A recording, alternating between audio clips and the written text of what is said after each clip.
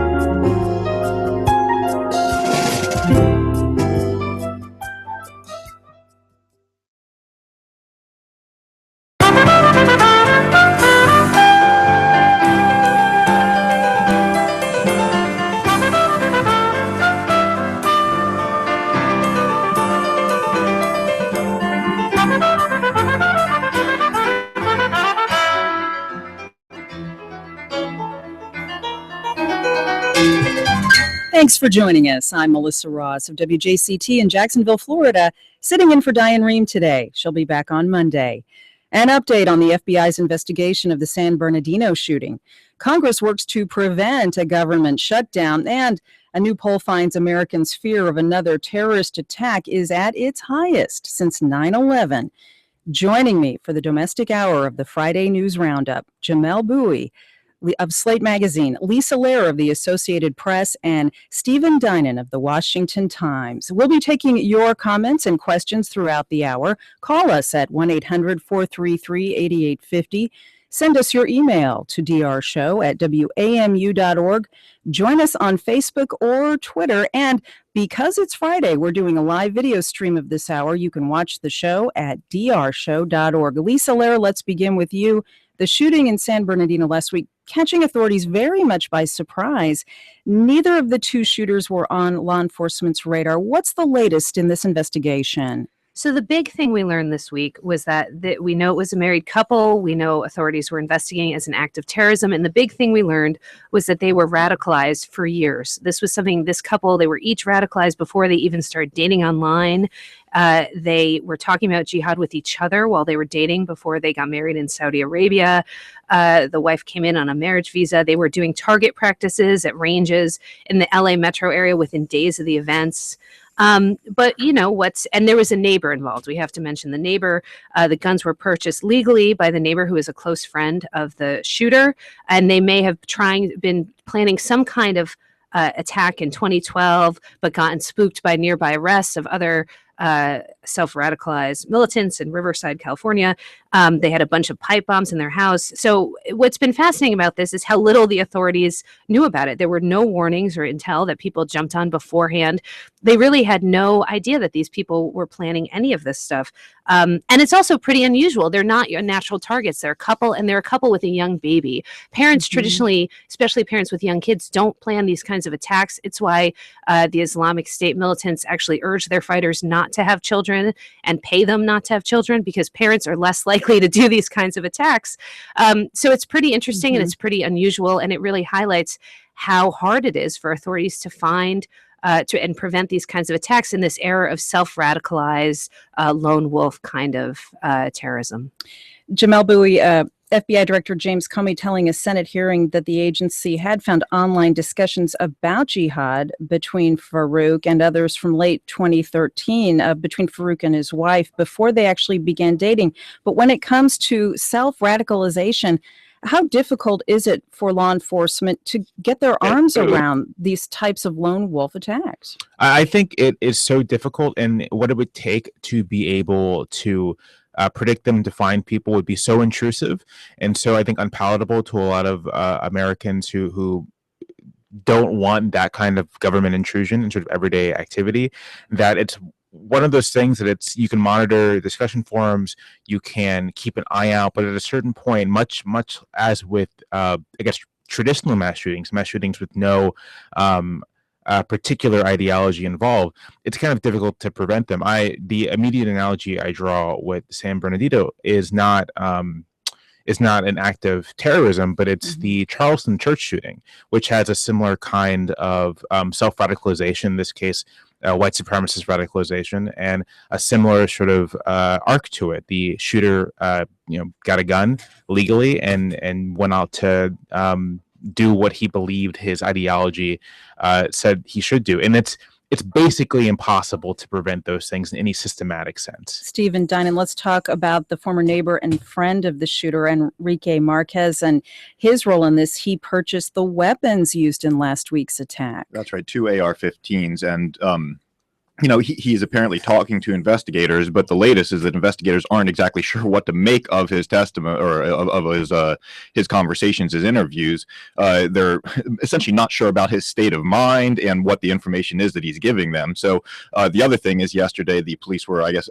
dredging the bottom of a nearby lake where the shooters had I guess they'd been earlier that morning. There are reports they were there hours before the shooting. Look, going back to something Jamelle talked about, there's a reason. This is the difficulty of spotting this is why you're seeing Congress and the president sort of scrambling to try and figure out how to deal with this. And you're seeing all these proposals about immigration and about guns coming up because it's, it's sort of impossible to well, as Jamel said, to figure out beforehand who's the likely person to do this. Think about the target here. The other lone wolf attacks we've seen have been on recruiting centers and things like this. This looks like workplace violence, and we all immediately thought it was workplace violence until the details started coming out. So Congress and the president are struggling to try and figure out ways to keep lethal weapons out of the hands of people who would radicalize, and then potentially to keep radicals from getting to the U.S. through the immigration system. And there are no good answers there. It's why you see the clash on Capitol Hill. Sure, and we'll discuss that in a little more detail as we continue. Meanwhile, Lisa Lara, a new poll out just this week by the New York Times and CBS indicates Americans' fear of terrorism is as high right now as just after the September 11th attacks. Right, that's exactly right. A large percentage of people anticipate that there'll be another attack in the next few months. There's a lot of anxiety, in the electorate about what's going to come, about terrorism, about what the appropriate policies are in national security, both at home and abroad. And you see that reshaping the presidential race. I mean, on the Republican side, it's fascinating to me because when we entered this race, a year ago, maybe more for us who cover this so intensely, hopefully your listeners who had other things to think about 2 years ago. But when we first started thinking about this presidential race, there was a big conversation about where the Republican Party would go, and would it embrace more hawkish policies, or was it turning away from that kind of traditional Republican position to more less interventionist approach like Rand Paul had been advocating for. And now it really feels like a contest to see which Republican can outdo themselves to be the toughest terror-fighting commander-in-chief. And it's fascinating, and it's particularly fascinating when you start thinking about the general. It looks like Hillary Clinton will be the Democratic nominee. I mean, you never know, but it looks pretty good for her these days. She, of course, has a pretty strong record on those kinds of things, but it's a record that's pretty closely tied to the president, who has very low approval ratings on foreign policy. So these dynamics could be really interesting, particularly when we get into the general. And it's also part of what many people believe is fueling Trump's rise, this sense of free-form anxiety in the American public, not only about physical safety, but also about their economic security. So it's something that will be reshaping the presidential race and already has been. Absolutely. Jamel Bowie, in that context, we see lawmakers and government officials pushing tough new anti-terror measures this week. The Department of Homeland Security says it's going to rework the nation's threat warning system. Is that going to be helpful?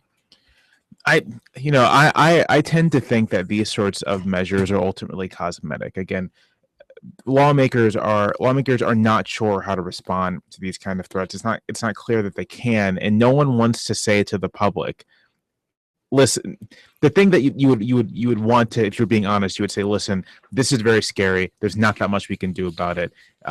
We're just going to have to live with it. But no one wants to say that. No one wants to be the politician who goes to their constituents or who goes on national television and says, for as scary as this is and for as terrifying as this is, at a certain point, unless you want to live in a police state, there's nothing we can do about it.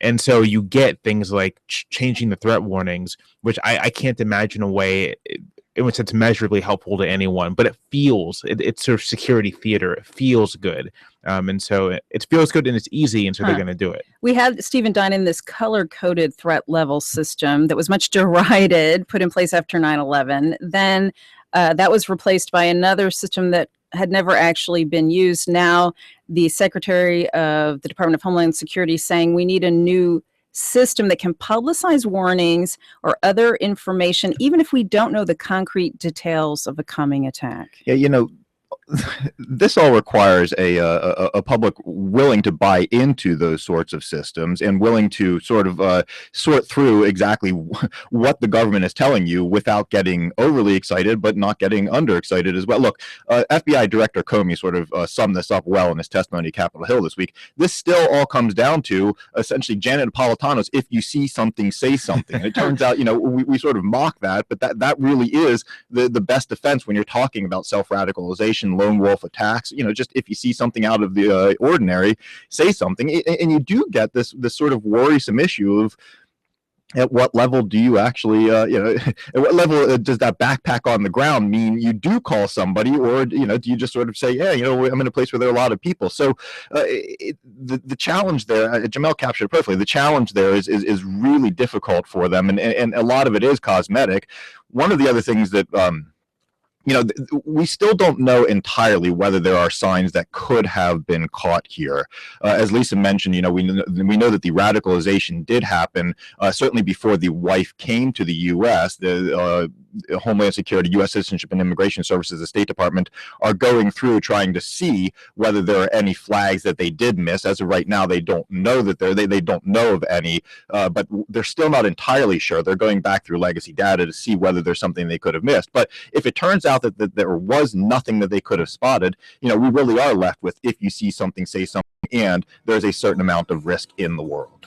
But I also think, one thing with see something, say something, like, yes, it's about seeing a backpack in the subway, of course, but it's also about people in Muslim communities saying, like, we are worried in the U.S., saying perhaps this person is getting radicalized, perhaps there's some problematic rhetoric here. Like in this case, the family and friends said they had no idea, they didn't see this coming, but I think that's part of why Trump's statements are so problematic. Coming up, more of the Friday News Roundup. You can see all of our guests on our live video stream at drshow.org. We'll be right back.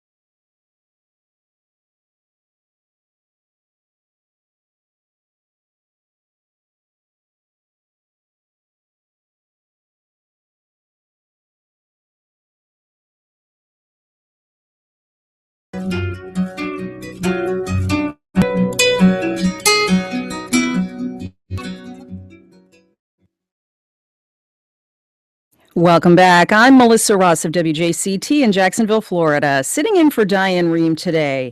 It's our Friday News Roundup with Jamel Bowie, Chief Political Correspondent for Slate, Lisa Lehrer, National Politics Reporter for the Associated Press, and Stephen Dinan, Political Editor at The Washington Times. If you're just joining us, you can also watch live video of the show at drshow.org.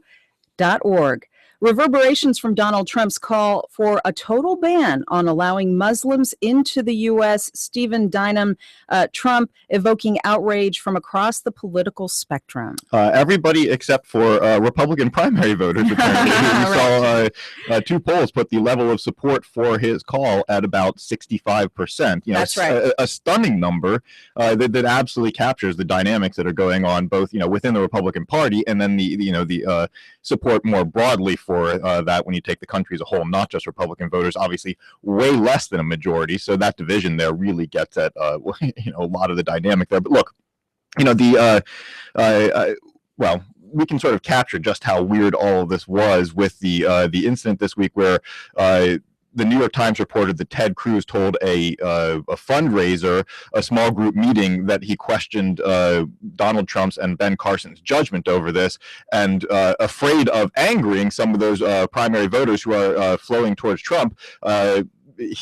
Cruz actually issued a statement distancing himself and clarifying that report and saying, no, I'm not questioning their judgment. Voters can do that if they want. But, and as he said, we now learn from the New York Times report, he was going to hug Carson and Trump as closely as possible on this. Jamel Bowie, a GOP consultant, Frank Luntz, ran a focus group this week with voters who like Donald Trump, and they not only approve of his comments, the more negative information Luntz presented about Donald Trump, the more they liked Donald Trump. Right. Trump support. So the interesting thing about Trump support is it's not especially ideological. It's not especially tied to Republican partisan identity. I think it's very much about Donald Trump himself and very much about what Donald Trump represents to these voters. And so, of course, if the support is heavily tied to his personality, telling people negative information about him is not going to budge them. It's interesting, the only thing that budged support from Trump in that focus group was when they told participants that Donald Trump's ideas or Donald Trump himself was responsible for people losing jobs. As soon as something hit into their economic interests or challenged their perception of who Trump was on a fundamental level, that's when support fudged. But otherwise, I think he has a surprisingly durable level of support, and it's going to be at the same time. Lisa Lara, nearly 6 in 10 Americans say the U.S. should not temporarily bar Muslims from other countries entering the U.S. 2/3 say such a ban would go against the founding principles of this country, according to a new CBS News poll. The problem for Republicans, of course, is that the people who are in that other 40% are Republican primary voters, right? So, and the issue here is not even so much the split in the party where you saw, as Steve pointed out, the establishment figures distancing themselves from Trump's statements while conservative radio hosts and primary voters embraced it. It's also that by every time Trump says one of these things, it forces every other Republican candidate to answer the question and to be on the record, engaging with something, figuring out how to maneuver with something that they don't really want to be on the record about, particularly if they become the general election nominee. But look, I think we'd be remiss if we didn't point out that this is a really clever campaign strategy by Donald Trump. We see it again and again. His numbers begin to dip. He says something outrageous. The media jumps on it. Everyone's talking about it. People like us here now. Uh-huh. His numbers bounce back up from all the free airtime, and it's pretty smart. It turns out Donald Trump, surprisingly, is pretty good at running for president.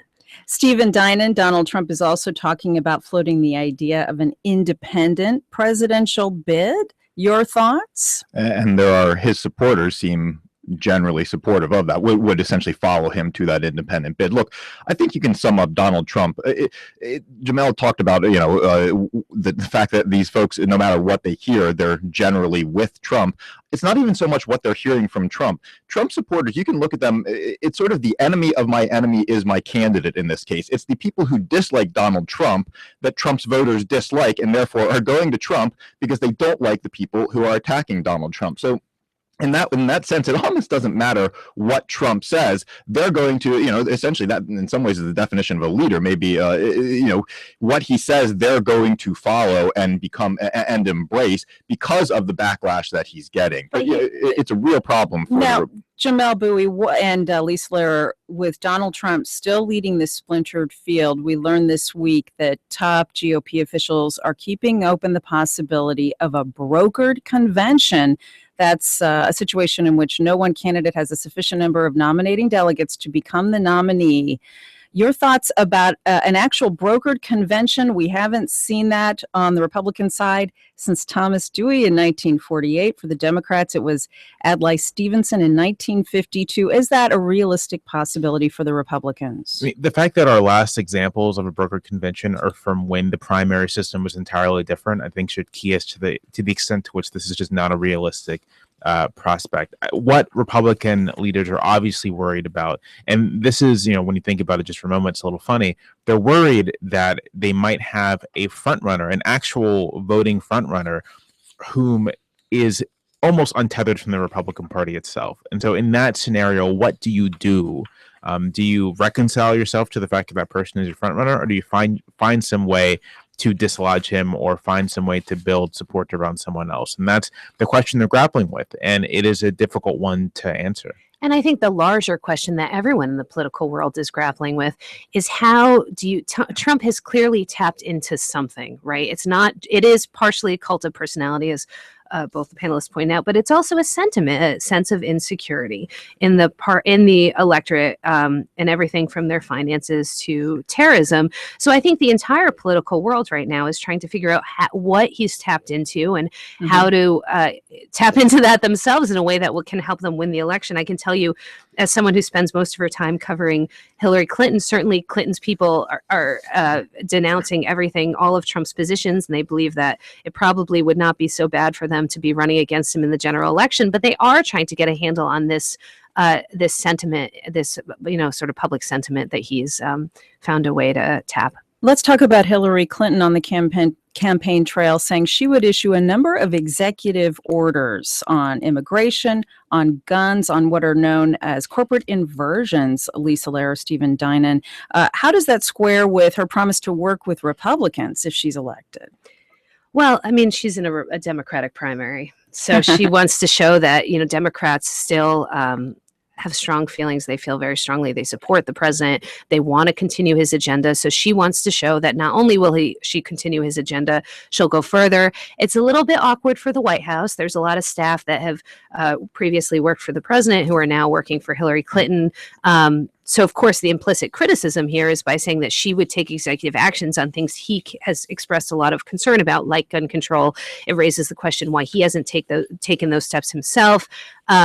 The White House says that they don't know whether the things she's proposing are quite 100% legal. They don't feel that they could go there. There's also political reasons. Maybe they say they couldn't go there, but it has caused a little bit of friction between the two camps. Stephen Dinan, Mrs. Clinton saying she would try to rewrite firearms regulations so more sellers are required to conduct background checks on potential gun buyers. When it comes to the issue of corporate taxation, far to the left of the Obama White House. Yes, and talking about a number of different possible steps to handle to handle inversions and imposing new rules. Absolutely. Let's go back to immigration, though, in particular, where a number of the candidates, all the candidates, have said they would use executive action to go beyond the president. There's currently a court case on this where the president's current executive actions have been blocked, first by a district court, now by the Fifth Circuit Court of Appeals. It's on appeal to the Supreme Court, but so far, every court to have actually gotten to the merits of this issue, not just dealt with standing, but gotten to the merits of this issue, has found the president overstepped himself. Right now, it's not a constitutional issue; it's a legal issue of that he has violated the Immigration Nationality Act, but the president has tried a number of executive actions on environmental issues and on immigration. He is running into problems in the courts. This is very good politics for Mrs. Clinton, obviously, to say, hey, I'm going to be President Obama plus on these executive actions, especially given the Democratic voters are obviously fed up with the Republican Congress. No surprise there. None of this is a surprise. I agree with Lisa, though. This is a very much a primary sort of push. The real question will be if and when she's the nominee, how hard does she actually focus on these versus working with Congress? And, the one thing that we've seen from President Obama is an inability to work with Congress. Well, we may end up talking about this later, but the trade deal that he managed to get the fast track powers for through Congress, the trade deal that he wrote with that is now in trouble in Congress because he can't actually, he doesn't know how to work Congress and didn't know how to work them in terms of writing the actual details of that deal. So she's going to face a very rough time trying to match pledges with executive action with a need to be bipartisan in the general election. Jamel Bowie. I think this actually illustrates the extent to which bipartisanship in either case is, whether a Republican president in 2017 or a Democratic one, is sort of a pipe dream. I mean, we are sort of living in an era of hyperpartisanship and hyperpolarization. And so for as much, for example, as Barack Obama has had trouble working with the Republican Congress, it's also the case that the Republican Congress, beginning with his administration in 2009, has had very little interest in working with him for partly partisan reasons and also for totally fair ideological reasons, that even a conservative Democrat is going to be substantially more liberal than the most liberal Republican. And so Hillary Clinton is in this odd place where what we demand from presidential candidates is basically boilerplate about working with Congress. But what our actual politics show is that kind of partisan and cross-ideological cooperation just isn't possible anymore. Senator Ted Cruz is positioning himself, meanwhile, as the most conservative candidate in the GOP field and coming on strong in Iowa, maximizing support among blue-collar voters there, culturally conservative voters. He is surpassing Donald Trump as the top pick for the party's nomination among Iowa Republicans, according to a New Monmouth University poll. Stephen Dinan, Ted Cruz, seen by members of his own party often as extremely ideological. What are your thoughts about the recent numbers for Senator Cruz? Well, and we've certainly seen this developing for a while. He's been, he's been positioning himself to pick up voters as Ben Carson has faded, and we saw that coming as well. And Cruz was there to get those voters, as he said in this New York Times article. He's going to bear hug both of them, and his plan is both of them, meaning Carson and Trump. And his plan is, as they do drop, if they drop, hoping that their voters flow to him. And all of his positioning has been about that. With a field this big, it's not a bad strategy. There's a certain level of voters on the far right and the medium far right, and in Iowa that happens to be a very sizable percentage of the voting population, and so it's a good way to make a good showing in Iowa.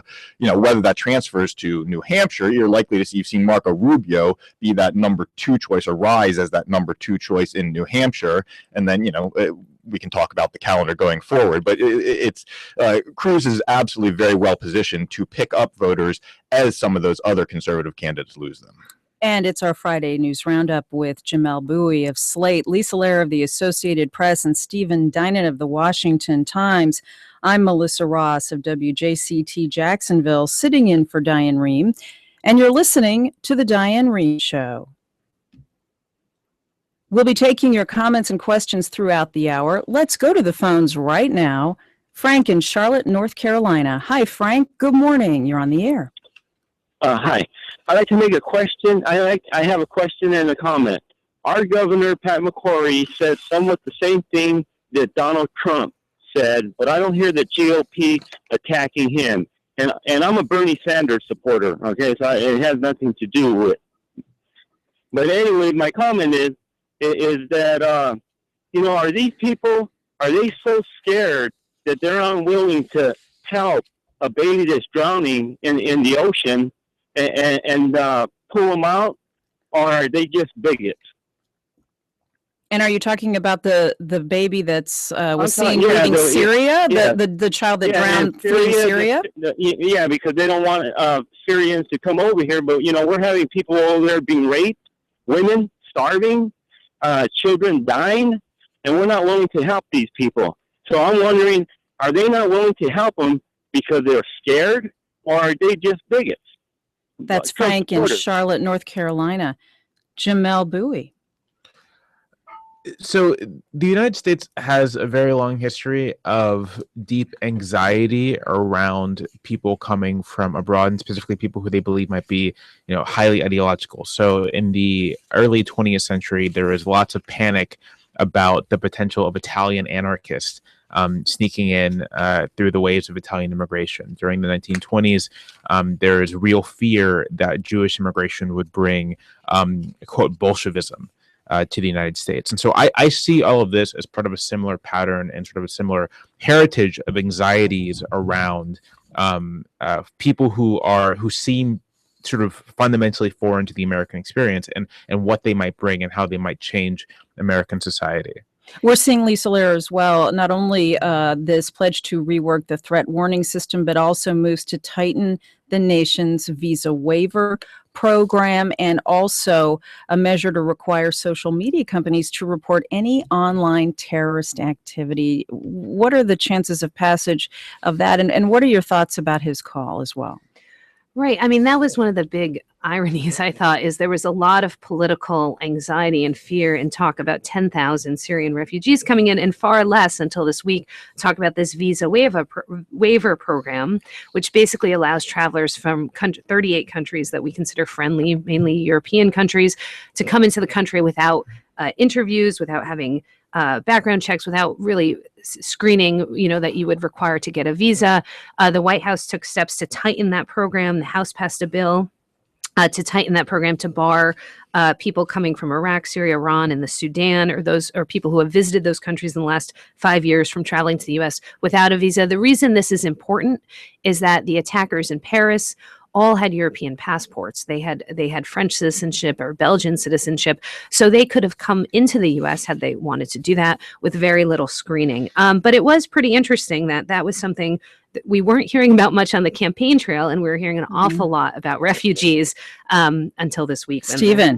Specifically to the caller asked about fear, and one of the reasons why there is fear about the refugees is because there is this report, and we haven't seen a lot of new details on it, but there was this report that one of the Paris attackers had entered Europe as a refugee in a group of Syrian refugees through Greece. And so that obviously set that issue of refugees, essentially lit it on fire here in U.S. politics. Now, having said that, of course, the refugee situation in Europe is very different than the refugee situation here in the U.S. In Europe, there really are boatloads of people arriving on the shores. Here, they don't get here until they've gone through an initial, very thorough screening.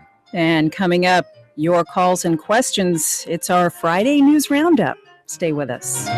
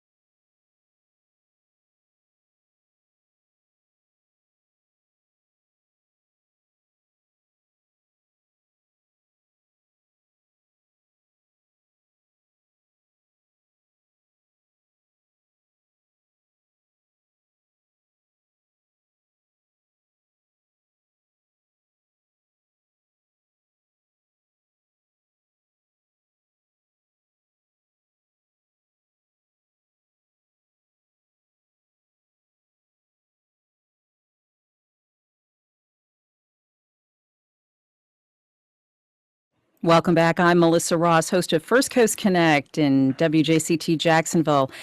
Sitting in for Diane Rehm today as our Friday News Roundup continues with Jamel Bowie of Slate, Lisa Lehrer of the Associated Press, and Stephen Dinan of the Washington Times.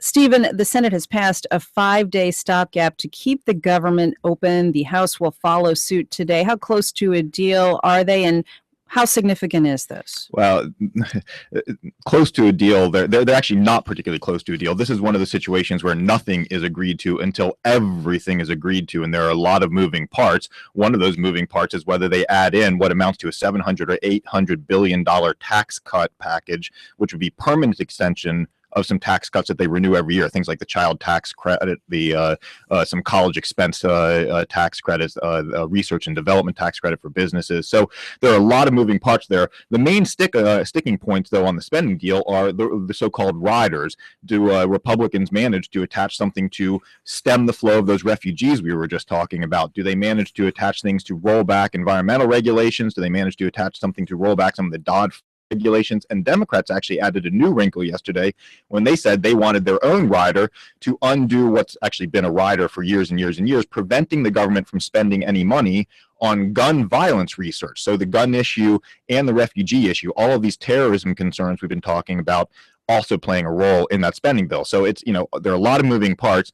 It's possible that they just throw up their hands and say, forget it, we're just going to pass current spending for a full year. And we'll see here basically by next week, middle of next week. Yeah, House Democratic leader Nancy Pelosi saying she would insist this bill include a provision lifting a ban on the Centers for Disease Control and Prevention research of gun violence. Is that a deal breaker? Well, I interpret it more as her saying, hey, if you Republicans want to insist on your riders, we've got a few riders we want to insist on. This one happens to be very timely right now and probably good politics for Democrats. So that's why they're saying it. No, I don't think she ends up insisting on it.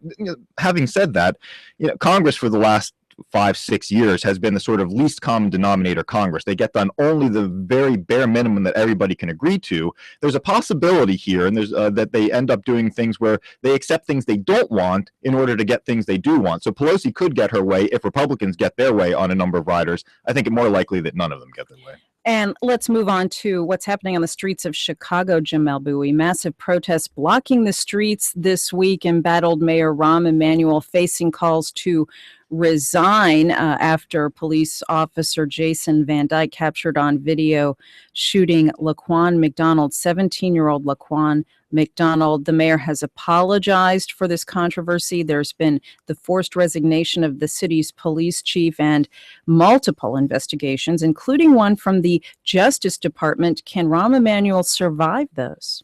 I'm not sure that he can, because he's stuck in the middle of basically a storm that's been brewing for a very long time in Chicago. To say nothing of his own conduct with regards to the possibility of a cover-up of the video of the shooting of McDonald, and also his sort of missteps with city power, kind of the city power structure. But the broader story here is that Chicago has long had deep controversy and discontent with its police force, especially among African Americans. And in the past couple years, there have been sort of blockbuster stories of deep-seated abuse and corruption within the Chicago Police Department. And so the McDonald video, in a lot of ways, is a spark that has set the entire thing ablaze. And I am myself skeptical that Rahm, given his challenges in the city, given his role in the McDonald affair, is going to survive this. At last count, his approval rating has dropped to about 18%. That is not the approval rating of someone who stays in office. He's underwater, and Lisa Lehrer, an Illinois State legislator, Rep. LaShawn Ford, has introduced a measure that would allow Rahm Emanuel to be recalled.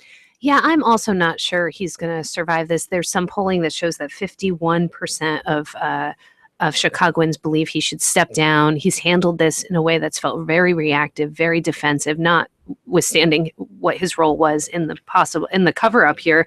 And there's also an issue with him where he doesn't really.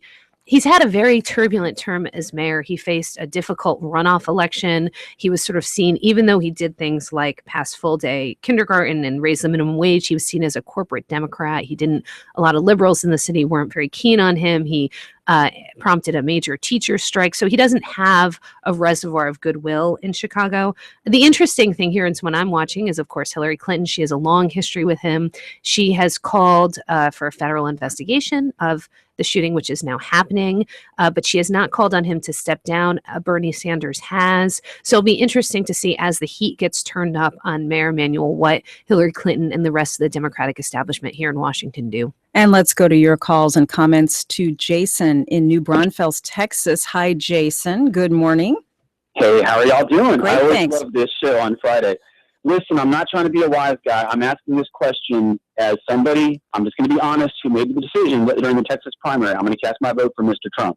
It was between him and Mr. Cruz because of what he said about the ban. And I wanted to ask the panel, how many more San Bernardino style attacks would it take before you would agree with him on a temporary ban on Muslims entering the United States of America? Stephen Dinan. There's absolutely, well, as we see from the polling, there are a lot of voters out there in the Republican primary who feel that exact same way. He's tapped into something. Look, more than anything, what we see from the polling is that those voters are responding to Trump taking a hard stand on something, saying controversial things, but saying them very forthrightly, and that's what they're responding to. There's, I think maybe it was a Clinton phrase, but it was, better to be wrong and strong than right and weak. And I'm not saying Mr. Trump is right or wrong, but the strong is certainly what's resonating. And by the way, I think you're absolutely right. Every call on hold is about this topic. We're trying to discuss all the news of the week, but guess what? This is what all of the callers want to talk about. Ben at Cape Cod, Massachusetts. Hello, Ben. Good morning to you. Yeah, good morning. Yeah, I'm an American Muslim. I'm also a former U.S. Airman, and frankly, I think this worry about terrorism is unfounded. It's an ideological issue. I think imams need to speak up. I think imams need to do more to be clear to the American people as a whole. We're Americans too. You know what I mean? We just go to a mosque. That's the difference. And we don't support terrorism. People shouldn't be scared of us. We need to bridge the gap. That's the way that I would best say it.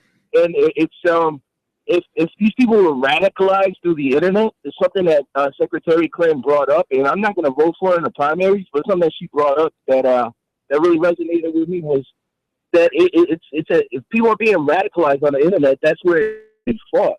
There are initiatives out there where people are speaking out and saying, "Look, this extremism isn't Islam, isn't Islam." You know what I mean? It's wrong. In the Quran, it preaches that if you save a life, you're saving all of mankind, and if you take a life, you're killing all of mankind. You know what I mean? And I think that the American people being fearful of an entire group of people, more than 1 billion people on the planet, it's just it's speaking to our base in nature. You know what I mean? That's Ben in Cape Cod, Massachusetts. Jamel Bowie. Imams around the country have denounced these attacks. They have tried to root out radicalization in their mosques. At the same time, we saw the spectacle of the address from President Obama telling Muslims that they must confront this issue. Some Muslims responded by saying that they are being held to an unfair standard. What are your thoughts? My thoughts is that when you look at the landscape of American Islam, you do see a mainstream consensus that's very much against groups like ISIS, that is preaching and calling out radicalization. And I am honestly not sure what more the American Muslim community can do. I think, as President Obama said, as Secretary Clinton said, as others have said, it is also incumbent upon the broad American public to not view American Muslims as threats, which does it does isolate people. It does make it more likely that the most disaffected community members turn to radicalization. And real quickly, for a previous caller about how many San Bernardino style attacks it would take, it is important to note that that both people responsible for San Bernardino had been in the country for a long time. One of them was a citizen who was born in the United States. So if the question is how many American citizens have to kill people for us to do something, I would say I don't know. I mean, plenty have killed people in mass shootings, and we have yet to do anything. And it does not seem to me that this requires a drastic approach like closing out borders. Lisa, some Muslims have spoken out saying that they're held to a different standard than, say, the Planned Parenthood shooter. Your thoughts about that? Well, I think it's also important to note, like with many Trump proposals, it's entirely unclear how this would work. Would there be a religious test? Who would administer the religious test? Who would write the religious test? Would Donald Trump, is he an Islamic scholar who could I mean, it's just not clear how couldn't someone lie? I mean, how this ban would even, like many of his proposals, like his immigration proposal, where he would basically kick 11 million undocumented immigrants out of the country and allow the good ones back in. It's very heavy on rhetoric and very low on facts and actionable policy. And what's really, I think, throws us in uncharted political waters in some ways with Trump is that people don't seem to really care. His plans are not actionable in most cases. He's a millionaire who's running as an everyman. He's switched on a variety of positions. I mean, he praised President Obama and Secretary Clinton, which are typically like no-goes in Republican primaries. in no other cycle could we see a candidate getting away with that kind of thing. And, he doesn't seem to suffer any consequences. To Mike in Cincinnati. Hi, Mike. Good morning. Hi, I just had two comments. The first is I think the media in general has been ignoring or missing one of the main reasons that I think he's so popular, and that's the fact that he's not taking corporate money. And we all know that campaign finance has been a huge issue, and basically produces politicians who have to pay back favors and focus on that when they get in office, and he won't have to do that. So I think that's a huge attraction. And the second thing is I was wondering what the guest thought about Trump's positions on supporting the veterans, Medicare, Social Security, and focusing on jobs. Thanks, Mike. Stephen Dinan, is Trump's perceived independence from corporate paymasters part of his appeal? To some extent, and I think you can go back to when the battle many months ago was seen as a Trump versus Jeb Bush, and that was one of his devastating attacks on Jeb Bush in those early debates was, hey, every single other guy up here has campaign contributors they have to respond to. I'm going to be able to say no to anybody because I don't have any contributors. No, that absolutely resonates to some extent, though I think at this point the Republican conversation has moved elsewhere. That sort of wasn't a moment we had earlier. And let's make note of a few other news and notes from the week. Let's talk for a minute about Justice Antonin Scalia coming under fire for comments he made during oral arguments at the Supreme Court this week about an affirmative action case involving the University of Texas. The Congressional Black Caucus, civil rights lawyers, and Senate Minority Leader Harry Reid denounced Scalia for what they said were racist and insulting comments in which he suggested some Black students might be better off in a slower track school rather than at a more competitive university. I'm Melissa Ross, and you're listening to The Diane Rehm Show. Jamel Bowie, what did Justice Scalia say exactly? I don't have his exact words in my mind, but the short of it was that Justice Scalia said that perhaps the reason first it was that most scientists do not come from universities like the University of Texas, that they come from other universities, and he suggested that perhaps that was because African American students did better at sort of lower tier, slower schools. This is kind of a restatement of what's called mismatch theory, the theory that affirmative action mismatches students at elite schools. The research on this suggests that Justice Scalia has it backwards, that the higher a school's graduation rate, the more likely students at the school are to graduate, and that African-American students, even if they are academically marginal, which it should be said, most students admitted under affirmative action programs are not academically marginal, but those that are more likely to graduate from elite universities than they are at quote-unquote slower universities. And as an aside, Scalia's comment that most Black scientists do not come from schools like University of Texas is sort of true and not true. They come from schools like Howard University, which are academically rigorous schools and have been doing things to promote Black students in STEM fields for a very long time, and much more successfully than schools like Stephen Dinan. Yeah, so this is actually what Scalia said. They come from lesser schools where they do not feel that they're being pushed ahead in classes that are too fast for them. I'm just not impressed by the fact that the University of Texas may have fewer. Maybe it ought to have fewer, and maybe some, when you take more, the number of Blacks, really competent Blacks admitted to lesser schools turns out to be less. And I don't think it stands to reason that it's a good thing for the University of Texas to admit as many Blacks as possible. And so, he's doing two different things there.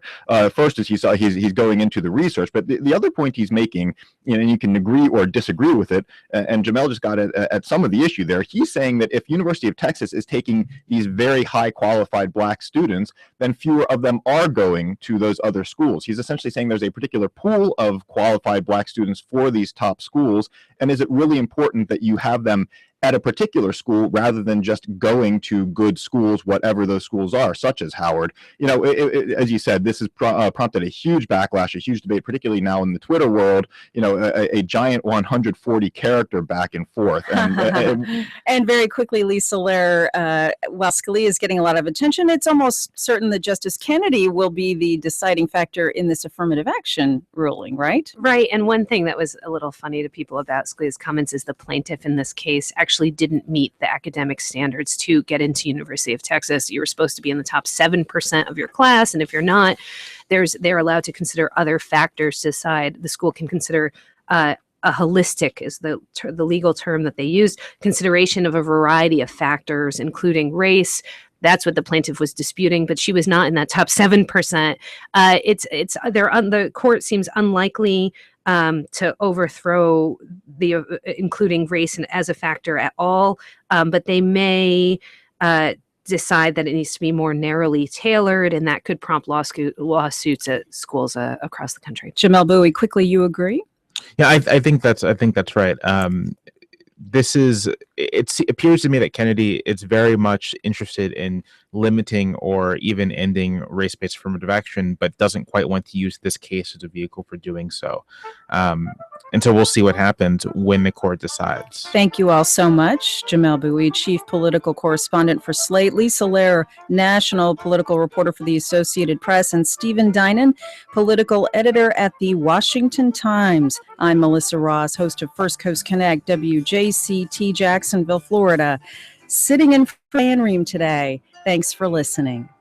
The Diane Rehm Show is produced by Sandra Pinkard, Denise Couture, Rebecca Kaufman, Lisa Dunn, Alexandra Botti, Danielle Knight, Susan Casey, and Allison Brody. The engineer is Toby Schreiner. Danielle Brown answers the phones. Visit drshow.org for audio archives, transcripts, and podcasts. Our email address is drshow@wamu.org, and we're on Facebook and Twitter. This program comes to you from American University in Washington. This is NPR.